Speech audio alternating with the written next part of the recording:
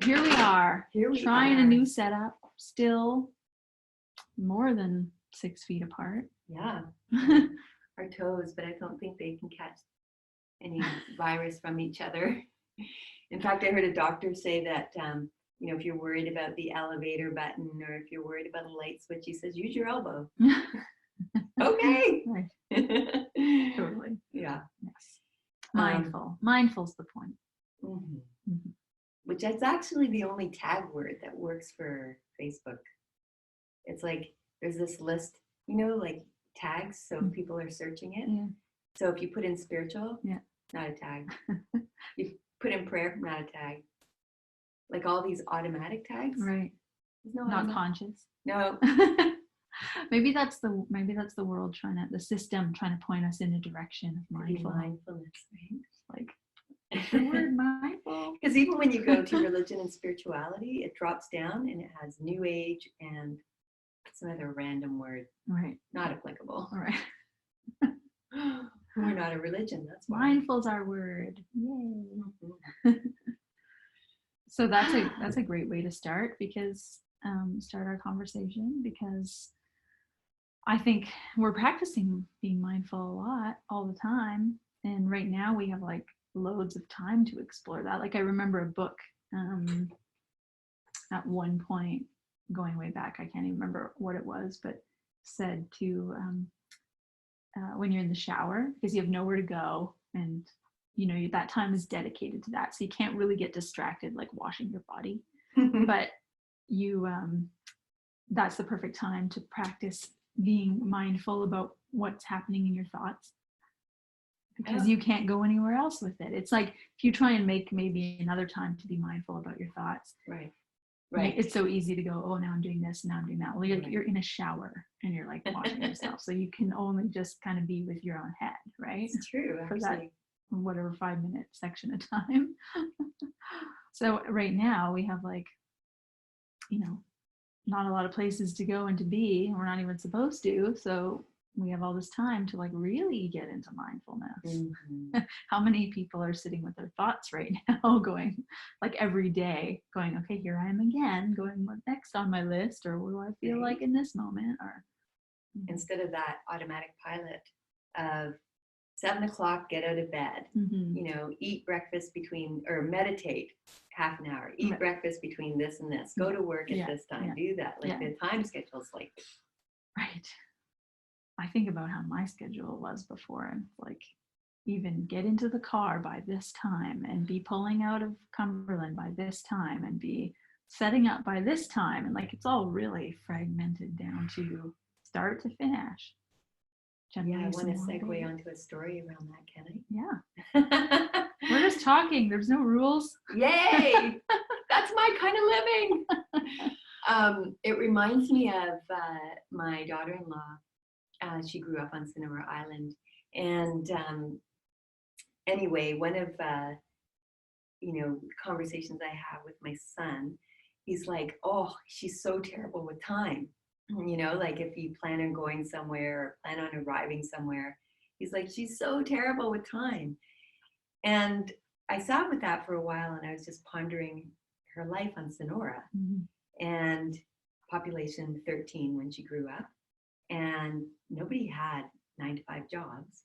People worked, people had what they did for a living, whether it was working on fishing or crabbing or there was all kinds of different ways that they generated an income, but there was no showing up at a job for a specific time and having to put in specific hours, right? So imagine, it's so far out of our reality.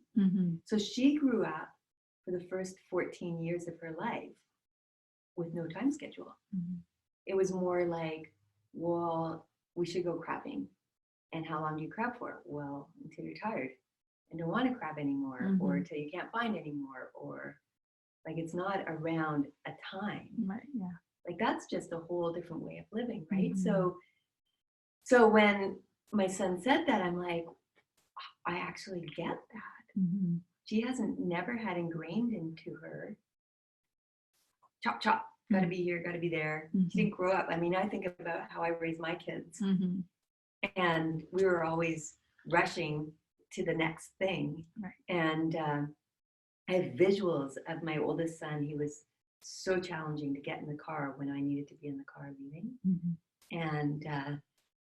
And I have visions of him, you know, pulling out of the driveway and him running after the car and me saying, if you're not in the car, I'm leaving you behind because we've got to get there on time. Like, that's how my kids were raised. Mhm. Well, that's just like miles away from being Mhm. raised on an island like Sonora, Totally. where you're homeschooled too. Yeah, which right? they say, kind of is like going back in time a little bit. When you think about it, it is like we haven't lived that way societally for a really long time. Yeah. Really long time. Because I was thinking even about school, you know, there's all this panic about what are we going to do with kids in school, and so my daughter-in-law was homeschooled, so again there was no bell when the school started. But when I watch movies that are, you know, dated in the late 1800s or the early 1900s, it was school. So when did school start? When did we start?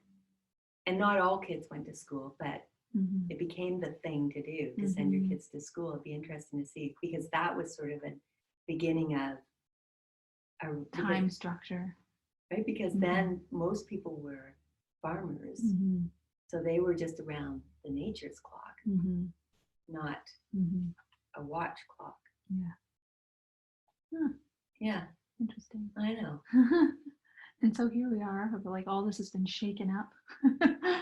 Well, for most, not on time clocks right now necessarily. I've noticed that my days are still, they can be just still equally as full, and yet only because I'm ambitious and I have lots to do and lots I want to do all the time, and probably because I lived so busily before that I'm like, oh, there's all these things I wanted to do forever. This is cool. Now I have time for it. But I'm moving at a slower pace. Right. I wonder when it'll start shifting to a slower pace and less, like I've done a lot of the things that I've wanted to do, like, and less to do, You're way better at it than I am, because frick, man. What have you been doing? You should see my gardening project. And if it, Blake is hilarious, my husband, because he's so programmed in construction. You got to get the job done so you can go on to the next job, because when you finish a job, you get paid, and then the next job, and you get paid. Well, we're not getting paid for the garden in my front lawn, right? So, but he has that. We need to get the posts in. And so yesterday, we tamped in a post, and we dug a hole and tamped in a second post. And he wanted to do the third post. We have 3 posts to put in. And I'm like, I'm done. Like, I'm tired. My hands are stiff. My arms are stiff and sore. I don't want to do anymore. And we've had lots of conversation around that. But when I look at the projects because we've moved into our home last year and the yard has not been tended to for years. So I've got all this opportunity. I can get my yard done, but it's really not a project that can be completed in a month. Right. So I have to really, like, I intended to get even less done, but now because I have more time, my intentions have increased. And I have to keep backing off on that, yeah. I just see a possible garden bed in the backyard, and I'm like, yeah, I just need to put a few rocks back there and redo this soil and dig it all up and get it ready. And I'm like, what are you doing? That is so low priority. You are not going to do that. Stop. Totally. Yeah. It's what that brings up in me is that thing about the practice in the shower is like what our mind is saying, like that inner dialogue is saying all the time, right? Because you're looking at the garden bed, nobody's there with you necessarily, and you get this whole inner dialogue about this and that, and I can do this and I can do that, and start slapping myself, and the whole having this experience that's a full-on conversation inside of yourself. Mm-hmm. And like, what would it be like to not have that going on? Or to, I don't know, you know what I mean? Yeah. I think that's why people go on vacation. Mm-hmm. I think that it gets them out of their environment where their to-do list is. Mm-hmm. And when you're on vacation in somebody else's city or somebody else's country, Mm-hmm. it's like I've left all of that behind me. There's nothing to do. Mm-hmm. So how do I bring that Mm-hmm. to my life? Right. Because ultimately they're grounding all the planes. So Mm-hmm. Mm-hmm. and yeah, like how do when I'm on vacation, I don't have a time I need to get up. I don't have a place I need to be necessarily. Mm-hmm. And I'm just in the moment. I'm so much more in the moment. How do I bring that to my daily living? How's that going for you? Ha! It's actually, in it's a practice that I practice all the time. I was running, but again, that future goal. Holy crap! I was running today on one of my favorite trails, and I was exploring in my mind. I really like being really fit, Mm-hmm. and 8 years ago I was really fit, Mm-hmm. and so I'm thinking, wow, I actually have time. I could do that again because it takes time. Mm-hmm. But here I am, instead of in the present moment enjoying my run, I'm planning how fit I'm going to be. Mm-hmm. It's a practice, For sure. and I'm working on it. And I think the relevancy to now is that we're always working on it. And everything's been shifted around us. All of our routines and our constructs and our time structures and what have you, that like sometimes that unsettled ground is like more of that comes up. Maybe in fear, even more Right. inner dialogue comes up. And when everything's shifting, it's like we get more like we have to, it's almost like, oh wow, I'm getting tons of opportunities to like go get in the moment, get in the moment, get in the moment, because I'm not busy. So it's like, there's even more awareness around it. I like that. Are you is there anything that you're resisting in that right now? From getting in the moment? From not anything you're resisting with all this time and space that you might have in doing life differently, right? Getting in the moment or not being busy or whatever the inner dialogues are, like all of that. Is there anything that you're resistant to at first now that you're not doing? I'm not certain. You might be more aware than I am. Mm. But the opposite is what I noticed is my husband and I had a challenging day a few days ago, and I noticed a different way that I approached that, and it was, we're in this house stuck with each other. There's no escape. I certainly don't want to do it this way. How are we going to do it different? Right. I would rather, and then I said, we have all these tools in our pocket, and now is the opportunity to pull them out and start using them together. And he did. And it was brilliant. We did, and we put in place, it was beautiful, and a dialogue, a deeper dialogue.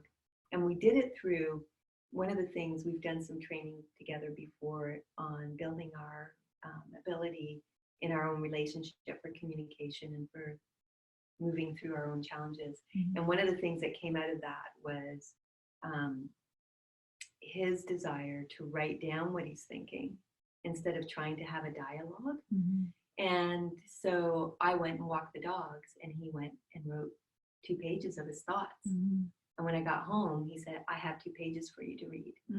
And then I wrote back to him. And so we were there present together, but instead of having to be engaged in a conversation, he had time to think about all the things he wanted to say, and I had time to respond. It was a really cool practice. Totally. So I'm excited about that. The opportunities to be with him more and to work on relationship more in a way that's deeper. So it's more like if you were if you had been resisting anything previously in your fully functional life, now you're getting the opportunity to. Yeah, so that's why I feel like the Mhm. opposite is almost there. That makes sense. So I don't, perhaps the resistance that I could call upon,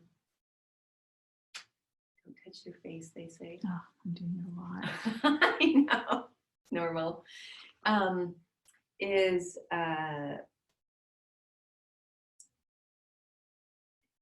I would say I feel, and I probably haven't shared this with you, there is a resistance with me around the center. Mhm.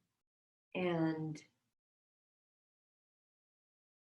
you know, I've been working at creating conscious community for 17 years. I started out by myself. Mhm. And we have this great membership and great team and great tribe. I think we're amazing. We're rock solid. Yeah. And we keep attracting really amazing people who are willing to do this work. So I just want to emphasize that because it's really been an I know. amazing, I totally know. right? 2019, I mean, Mhm. we dug in deep and we practiced some really great tools together. Yes. And I wanted to say we're shinier as a result, but we've got some really great tools in our pocket. Mhm. And so I'll come back to where I was really excited about going down to California in April Mhm. to deepen in those tools that we've been practicing. And I'm Mhm. like, oh, it Mhm. got canceled. So I'm disappointed about that. But there's this resistant part of me that's, I want to say, tired. Like I'm tired. I've taken on this huge responsibility and been driving the boat and driving the boat and driving the boat. And now there's this beautiful energy of people who are masterful at helping me and helping the center in its vision. That I'm feeling like there's this space for this tired to come forward almost, or I don't know. Yes. I would say that we know some people, a fair good number of people, whose when tired comes up for them, it is their resistance. It's how it shows up. Right. And you would beg them to yes. go, what is the resistance within that tired? Absolutely.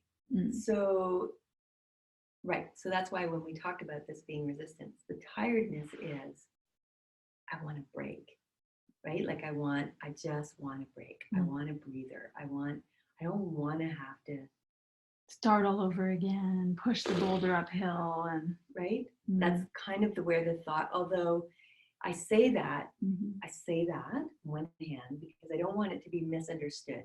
I don't feel like this whole world upheaval is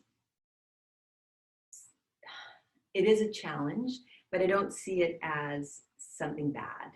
I see it as an opportunity and potential and possibility. And the part of me that feels tired is I'm tired of coming up with the ideas. I'm tired of having to write the events. I'm tired of which I'm not doing all of that anymore anyway. Thank you, Colette.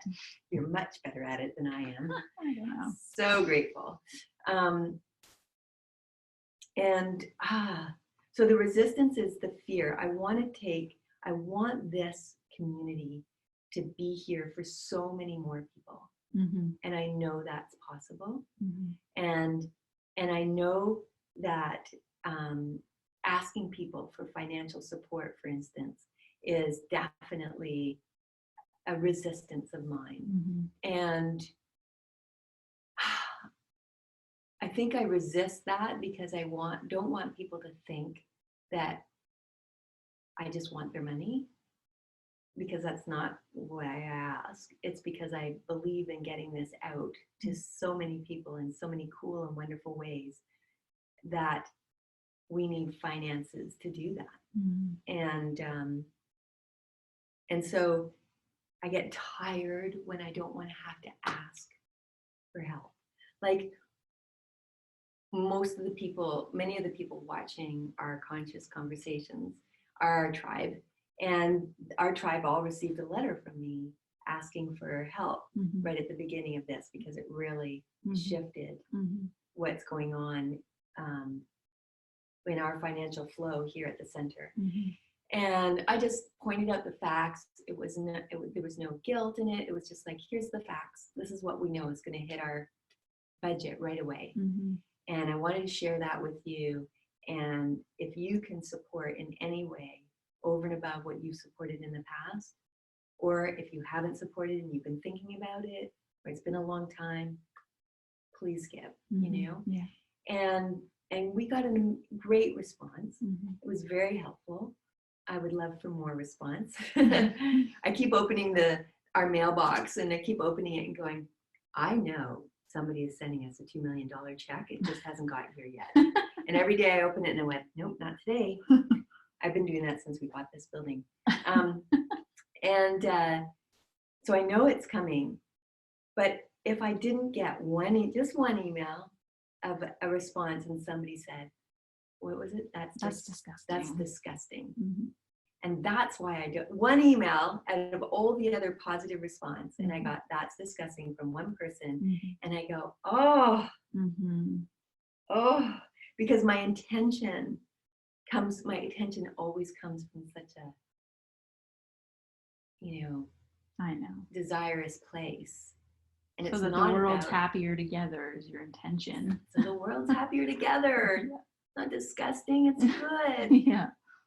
And how much more we could do. And we're doing, I think we do, I've always, just on a rant about this. I know.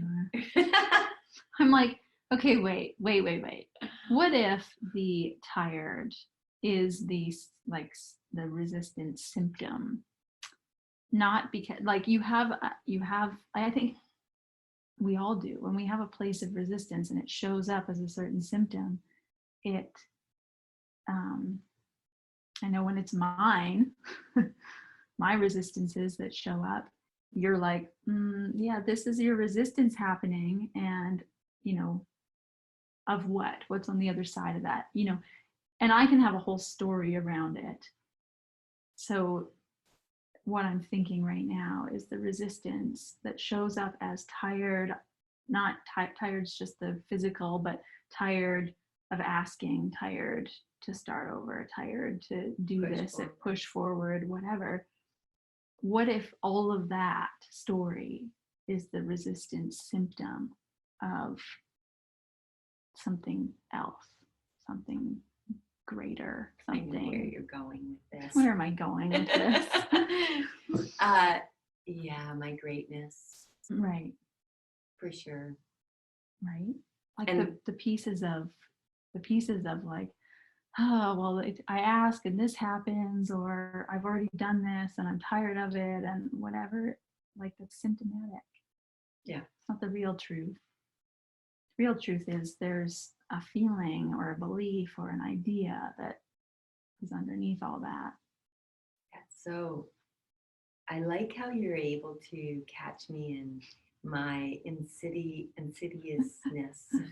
I learned from the best. You catch me repeatedly, and everybody else. Because did I lose it? See, it's so subtle in me. My way that I circumvent the issue, right, and go around what is the issue. And I've totally lost it because I don't want to talk about it. I do want to talk about it, but you know what I mean? Yes, you've gone. And I just took it nosedive so deep down there. And like you and everybody else. Yeah. I think all of our things show up as the overarching symptom, tired, angry, whatever, with a story attached to it, a story that makes it all make sense. And really, we are untapped into what the bigger thing is, the bigger idea, the bigger fear, or yeah. What I think the thought that came to me was the belief that if I am great, I would have more to do. Mm-hmm. Oh my God, Mm-hmm. I already have too much to do. Right. So I tie those two together, which isn't true. Mm-hmm.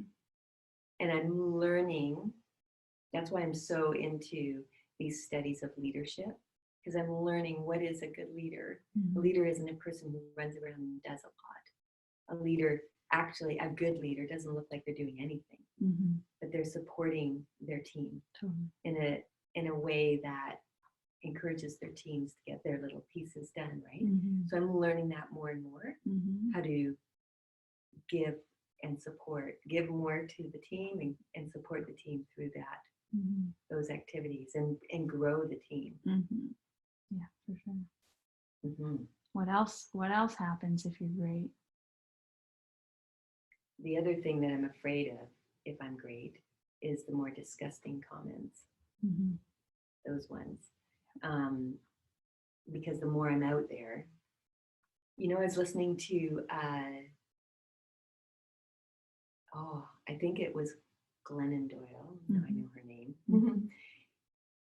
And she was talking about how, oh yes, she was watching a soccer game.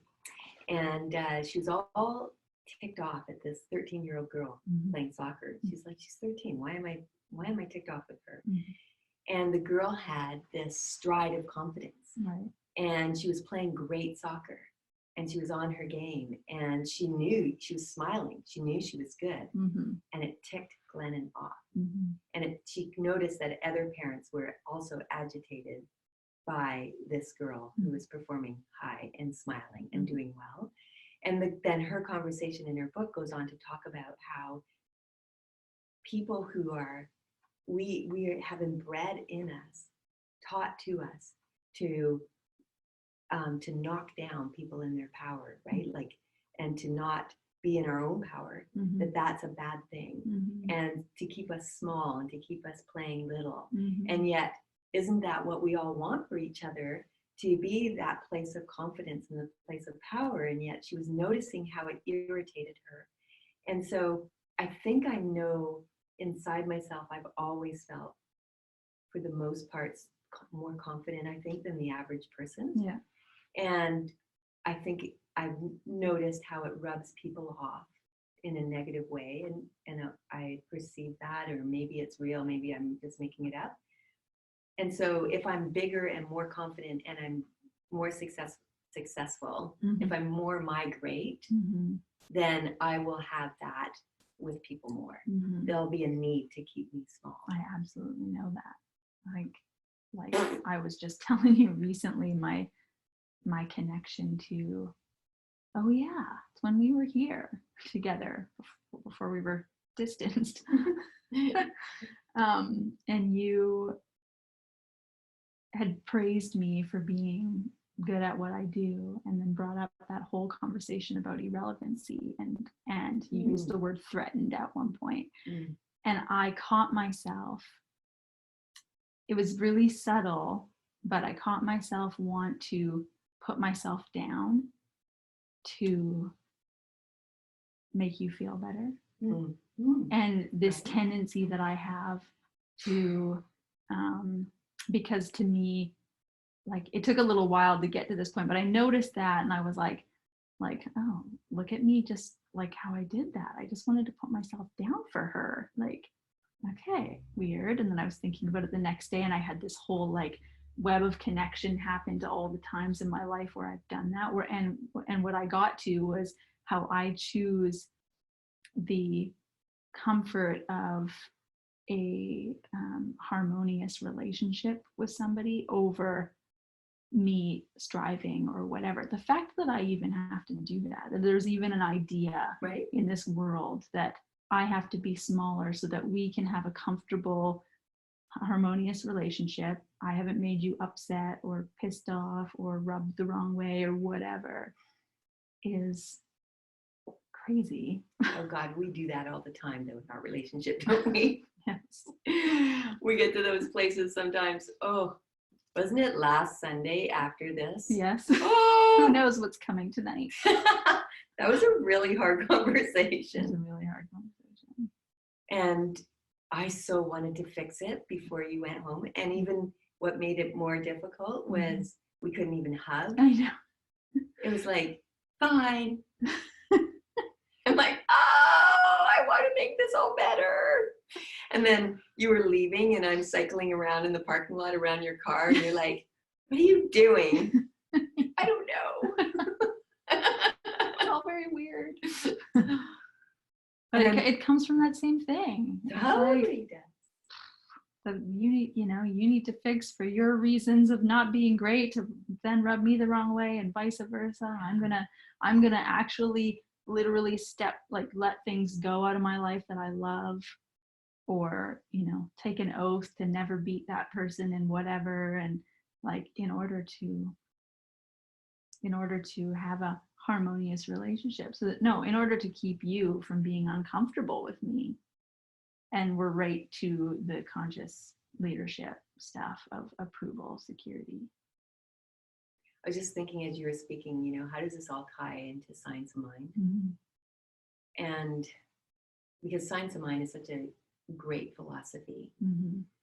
and it talks about consciousness, and it's the study of our own consciousness and the study of our own beliefs. And that's why I think all of this is so prevalent, bringing these tools from different conscious leaders in the world, like Brene Brown, or like the 15 Commitments of Conscious Leadership practices, or Simon Sinek. There's so many. But they interweave with Science of Mind so profoundly, because Science of Mind is, is thoughts create things. Well, if we've got this underlying belief system working, and we're creating this limitation in our life, and we can say all the positive affirmations we want, but if there's this terror, this resistance, but it's not even just resistance, it's terror. Because when we were in that conversation last Sunday, like I hated being there. Me too. I would do anything not to be there, and yet I know it's the work. Yeah. And so how does that tie to Science of Mind? Well, if I don't do that work, if I don't sit in that discomfort and move through it to a true idea, then that discomfort's always going to have power over me, because it's running the unconscious thinking. No, don't hurt her. Don't be too great. Stay small. Right? So I could do all the affirmations of, you're great, and yet as soon as I hurt somebody's feeling, I reel it back in. And so bringing it up into conscious awareness, you're great. And then watching it bump up against somebody and go, oh, there's that button. Yeah. See what the actual subconscious belief is that's in there running the show. And awareness is curative. Science of Mind teaches that. Bring it up to awareness, and it's like, oh, I thought that's not true. Or it may feel true, or that's what, as a child, helped me survive this crazy childhood of mine, and it worked for me, and now it's not. I can honor that part of me and know it's there, and watch it get its buttons pushed, but it no longer runs the show. I've got a new idea. And despite that terrible time we had last week, we both sat in it. At one point, I was leaving out the door. And you were like grounded in, no, let's have this conversation. And then 5 minutes later, I was sitting and you were geared up with your helmet on, everything. I'm out of here. It's like, no, we're having this conversation. We're like going back and forth in the super, super scary, super uncomfortable, super yucky feeling. Like I was crying in that corner thinking, I can't even trust the person that I trust the most. Like so crazy. And knowing, sitting in it and knowing that although I have alarm bells going off head to toe, I know that it's not actually the truth. Right. And then we had this conversation, and then we kept having, we shared what was going on. And we were like really vulnerable, honest, open. And kept being that way, and it just dissipated on its own, not in a way of like something I could have done in the past is sort of the suck it up mentality, or like I'm just gonna shoved it. stick it somewhere dark and deep and go, be a good person, Colette. Like I didn't even have to do that. It was like just because we were honest and real and right, vulnerable with each other. It's totally good work. I'm so glad for it. Well done, us. Good work, us. And so when you were talking about doing the conscious work of Science of Mind, I was thinking about what you actually think is going on in the world right now. Consciously? What's the consciousness of what's going on in the world right now? Yeah. I say you because it's you. Interwoven. You and Science of Mind consciousness. Yeah, I've been listening to a lot of thought leaders that I really admire. One of them being Lynn Twist, of course, who I think is just, Cat's meow. Yeah, she's Science of Mind in a handbasket, if that's a saying. Did I get that one right? I don't know. My son Carlisle was listening. He'd be going, "Oh, mother, you got it wrong again." Anyway, yeah, I really think that there's a large community that's been praying for a change. And, our whole Centers for Spiritual Living, the larger organization, the vision is a world that works for everyone. Well, clearly the world has not been working for everyone and is not working for everyone. And there is, so many conversations of racism and exclusion and suppression, and go on. Inequality and separation. And yet the prayers are a world that works for everyone. I trust and know we're moving towards a world that works for everyone. I trust and know we're moving towards, I don't care what's happening, we're moving towards a world that works for everyone. And Ernest Holmes, I can't bring out the quote off the top of my head, but he says, give me 1,000 people who practice this teaching. And something to the effect of, we'll see a world anew. And I feel like we've hit that 100th monkey, almost, so to speak, that pinnacle where something had to give, in really not a horrible, drastic way. Like there's been psychic predictions that there's going to be mass flooding and ice fields melting and like all this crazy earth shifting happening, and maybe that will happen. I don't know. But this is really actually a gentler way that, and even though it's put a lot of people and communities and economies in crisis, there's a world that works for everyone, and I know it's moving towards that. And there has to be a shaking down of what isn't working anymore in order for the thing that wants to work be revealed. And I just can't help but to think that a prayer prayed with such conviction is a prayer that's answered. And I teach all the time, I teach prayer, and we might pray for a thing, thinking that thing is what's going to make my life better. So I might pray for, I don't know, give me an idea. What would I pray for? Something superficial, a holiday, because I never get to go on a holiday. And sure enough, my mom phones me up and says, I'd like to give you a gift of going on a holiday. And so I get this gift and I go on a holiday and with my husband, and we argue the whole time. And it really didn't get the thing that I was looking for. And perhaps the thing I was looking for was a sense of freedom. And I thought I was going to get it from a holiday. And so when I teach prayer, I teach that our prayer is always working.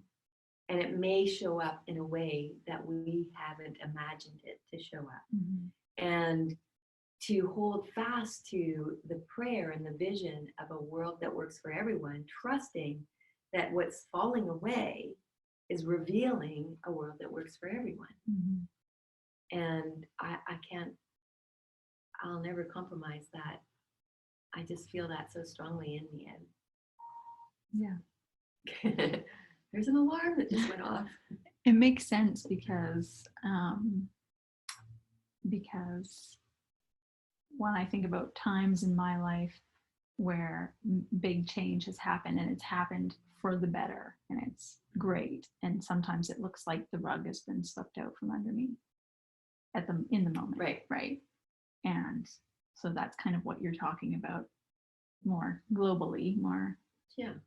For humanity. Yeah. It's like sometimes, the crumbling is just like, yeah, what do we want, but we're not willing to do ourselves until we're otherwise sometimes Just forced or well, it's totally gently coerced into it. Lynn Twist is talking about.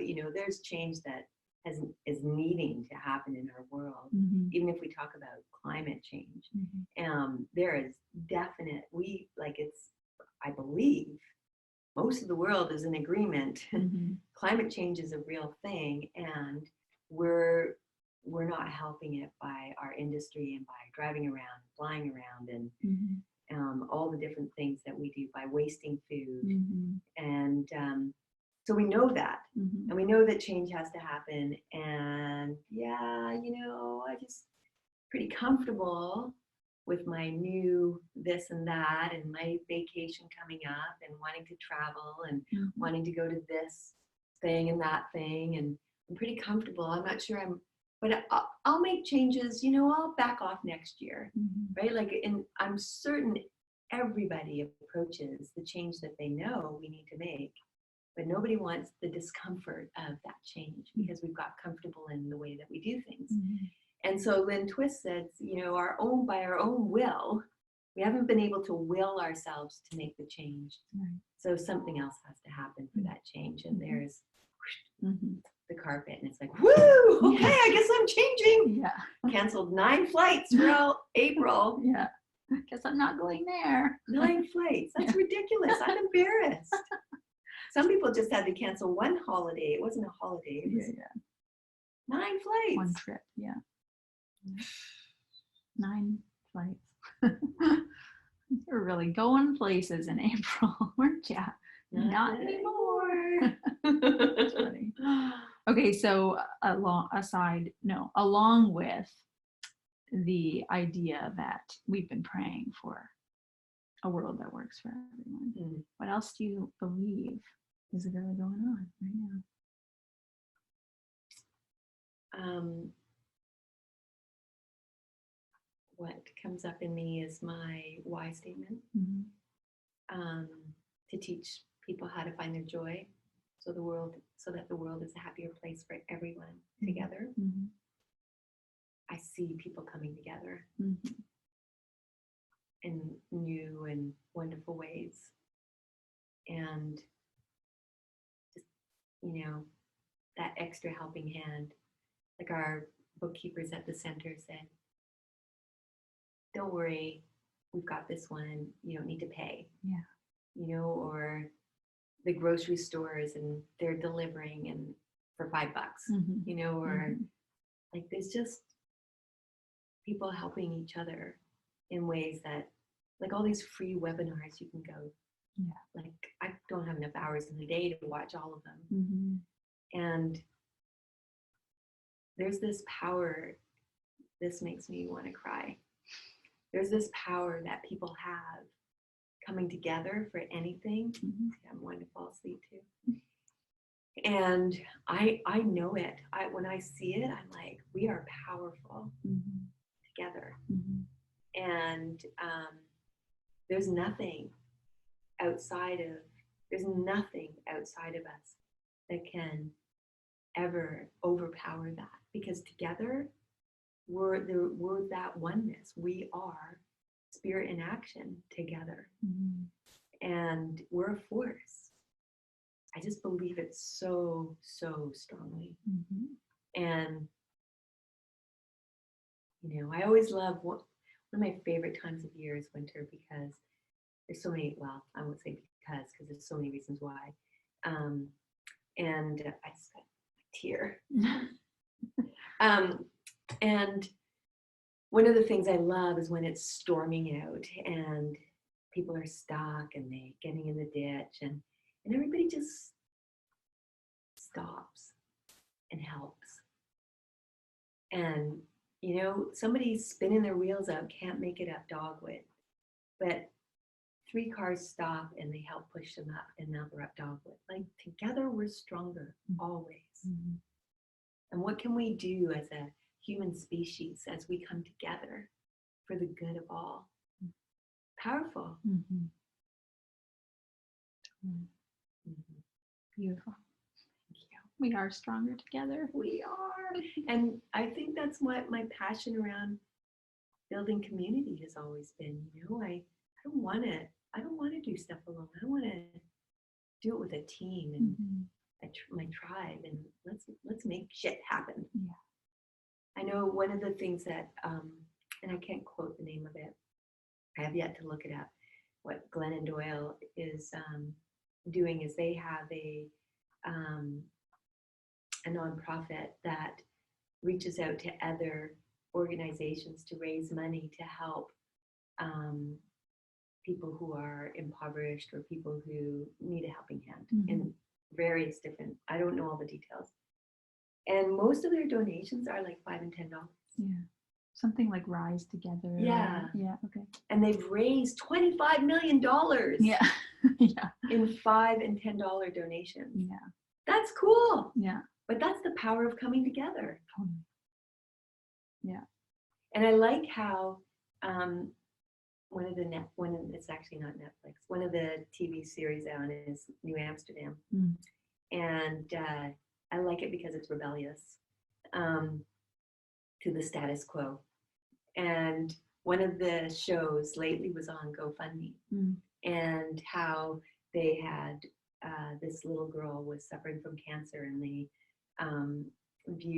filmed her and her family and put together this lovely story to raise money because they couldn't afford the medical care that she needed in the United States in order to live. And she was this really cute little kid, right?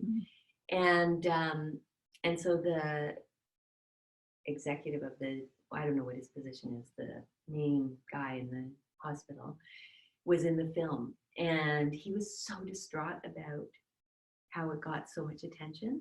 And for the whole TV series, that whole show, I was trying to get why he was distraught. And I couldn't understand why, because then everybody was on him like, look, we can raise money for this hospital by doing more of these. And he was like, no. And I'm like, why doesn't he want to do this? I don't get it. And at the end, the reason he didn't want to do it is he doesn't want it to be GoFundMe. It's GoFundWe. And so what he turned it into, instead of filming one cute girl, because what about the not so cute person who needs the money? Are they going to get the fund? What if their story is not a cute story or a heart-wrenching story in the same way that it's cute, right? Are they not going to get the money because their film wasn't as good? Like that was his thing. So then what they did is they turned it around, and at the end of the show, it was GoFundWe, and they took all the people who had been not saved or healed from their life-threatening illness, whatever it was, speak about how they were so grateful for the people who gave so that they could have their life. And instead, it was this breath of people, old, young, weak, strong, like all of them that were still living. And so it was, we are speaking out because we've been saved. We're asking you to give to the next person so that we can raise money to help everybody who needs it, not just the one cute person. Right. So the we, it's what it's about. It's about how can we come together for everybody. How does that tie into, it sounds like it does. I'm certain there's a direct link to it tying into the principle of oneness. Yeah, because we are one. And when we don't look after all the elements, whether it be, I mean, we could talk about all of humanity, which is a big deal. It's a big conversation. But all of humanity and all of the environment is also the oneness. When we neglect a piece of that Mhm. picture, Mhm. we're neglecting a piece of who we are. Right. Because we're not separate individuals I'm just trying to survive. No, if I don't help everybody survive around me, I can't survive. If I don't help the environment survive around me, I can't survive. I am connected to everything. And as soon as I kick something to the curb, I kicked a piece of me to the curb. Hence the whole, if the world is not working for somebody, it's not working for anybody. Right. It's not working for them, it's not working for me. Yeah. Mm-hmm. We seem to house, like through our very connection, we seem to house all the aspects of life within us as one and as a whole. You know, so it's like anything, you know, not working for them, I might be disowning in myself or otherwise, you know. Absolutely. Yeah. Mhm. I have another story. Okay. I'm a Trekkie. And I know, I wanted to call you a dork the other day when you did a prayer about it online. Let me tell you why I love Star Trek. well, it's probably similar to that story. Go for it. So I'm watching Star Trek Picard, and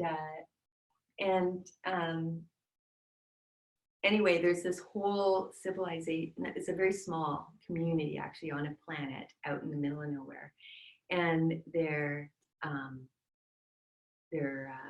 not, they're synthetics. They're called synthetics. They're computer. They look totally human, but they're actually synthetic. Mhm. And then they call them organics. We were organics. And so the synthetics have developed this community of their own, and they think there's organics are against them. And anyway, the whole idea is that these synthetics are a very, very young community. They have very young, so Picard says they're children. They haven't had the experience of generations of existence in order to have a maturity about the oneness, right? So if we talk to our kid and we say, no, you need to share that toy with Johnny. And no, it's mine, right? We have to teach our children that no, we need to learn to share. We need to learn to be in this box together. We need to learn give and take and how to be with each other, however we move through, how to be in community together, that we're not isolated, terrible twos. And so his whole wisdom around it was they don't have the experience of oneness. Mm-hmm. They don't know that if they attack us and annihilate the organics, that they've actually impeded their own well-being, right? And so I think that that's a curious concept, because really when we're not looking after the benefit of all people, we're acting from a very immature, childish way of me. Mm-hmm. I just looking after me. Mm-hmm. Very short-sighted, like you were talking about, that short-sightedness of what wants to happen for me now. Right. So, rapid fire question to close. Oh, yay. Totally from that. No pressure. No pressure. It's not a test. It's more like question from that, just to take us out of this conversation, is what are a tool or a couple of good tools or practices for practicing oneness, for practicing that connection to all, being in relationship to each other. And I think this is a very relevant time for that conversation. Mm-hmm. So what is the practice? Yeah, what's a couple of good ideas, tools for being in relationship? I know what I do. Regardless of how, and I've been doing this since I was young, regardless of how I anticipate somebody sees me or somebody is feeling, I always broach a smile and a hello, how are you? Or a conversation. I always reach out to connect. So even when we have social distancing, whatever the new word for it is, and I'm passing people on the trail, and I always engage in conversation. Even when somebody's walking by me and they evidently are trying to walk by me without looking, I'm like, hi, have a great day. You know, just to keep, I am adamant I am going to connect. And I'm not adamant that you have to connect back. I don't need to receive back from you, but I'm going to connect. I'm in this with you. I'm here with you. Right. You are me. Cool. Do you want to close us? I would love to close us with a prayer. Because this is what I know, that there is just one. And I'm immersed in it.